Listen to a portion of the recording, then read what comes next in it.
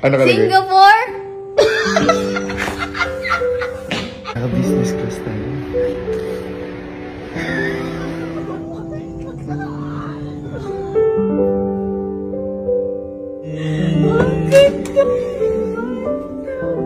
Thank you, love. Love you. So, ngayong araw po, kung mapapansin niyo, medyo naka-formal tayo ngayon. Ayan. Kasi sobrang special po ng araw ngayon. Dahil ngayong araw po, ngayon ko na po sasabihin yung totoong iririgalo ko para sa anniversary namin ni Elma. Yan. Pero hindi pa po talaga yun, hindi pa po ngayon yung anniversary namin ni Elma. Yan. Kailangan ko lang po talaga sa kanya sabihin ngayon.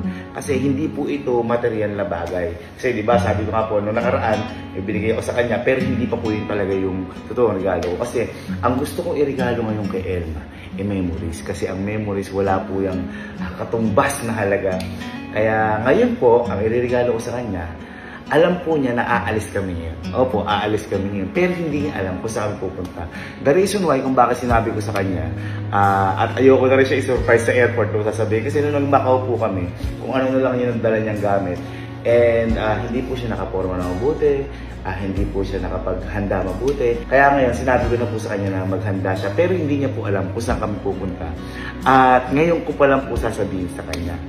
Kasi usually po, kapag nagta-travel po kami ni Elma, siya po lahat ng gumagawa, siya na lahat nagpapabuo kasi hindi ko po kaya, mahina po ako sa ganun. Kaya sobrang thankful po ako at may tumulong po sa akin para maging posible itong regalo ko kay Elma. At ito po yung Discover Group. Explain ko lang po sa inyo. Yung Discover Group po na to, wala po akong ginawa, kundi sabihin na ito po yung gusto kong puntahan, ito po yung gusto kong regalo kay Elma. Tapos na, sila na po bahala. Kumbaga sila na maghahain, kakain ka na lang, ganyan. Kaya, ang iririgalo ko po kay Elma, ngayong anniversary po namin, pupunta po kami ng Singapore. Ayan. Pupunta po kami ng Singapore. At sobrang tuwa ko lang kasi naalala ko po, dati kami ni Elma nun. Sobrang tuwa na po namin pag pupunta kami ng Pampanga. Mas nag-ahati pa po kami sa Pangas, tag 300 kami. At feeling namin na napakalayo na lang puntaan namin.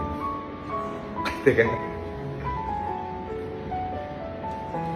Di ko lang po lubos maisip talaga na nakakapag-ibang bansa kami at mairirigalo ko to kay Elma. Sabay kami dalawa magta-travel.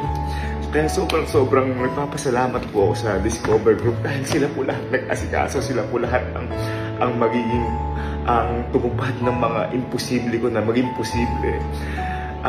Eto, yung hawak ko po na to, kung magtataka po kayo kung ano to, ang laman po na to, ito na po lahat ng mga bookings namin. Ganyan. Hindi ko pa rin po nakikita to. Gusto ko si Elma yung magbukas na to.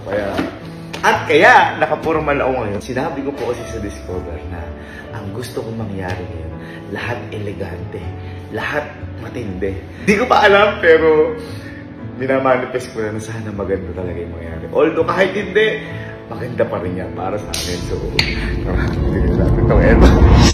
Tab. Dali ka na. Ay, wow, ang ganda naman yan. Pogi mo din. Dali ka na. Saan? Ha? Saan? Hindi, ayoko na kasi mangyari yan. Nagpunta tayo Macau, hindi ka handa.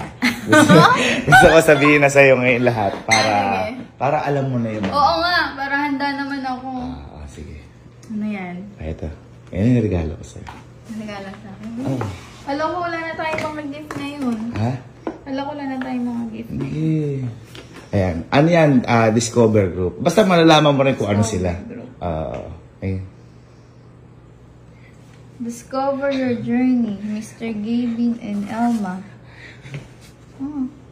May the season bring your brighter sweet memory. Stories. Actually, hindi ko rin alam yung naman. Journey. How do you journey? We're honored to just consider travel. Yes, truly an honor. Travel. Oo nga, mag-travel tayo. Di ba sabi sa'yo, mag-travel tayo? Ano ka Singapore?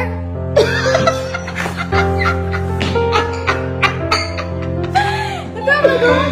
Sa Singapore tayo na.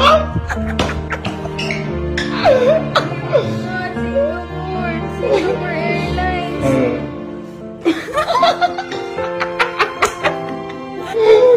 Ba't di ka makapaniwala? Kaya ito na yung Kaya nga, magsi-Singapore nga tayo. may itinerary na.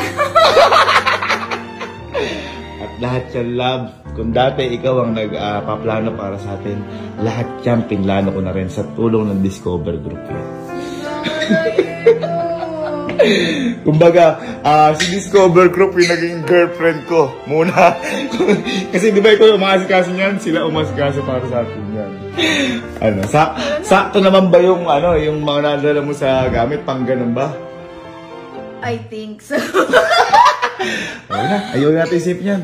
Tara na. Ayaw tayong bumili doon. Halika na ba Singapore tayo, malilate tayo sa flight natin. Halika! Love you na.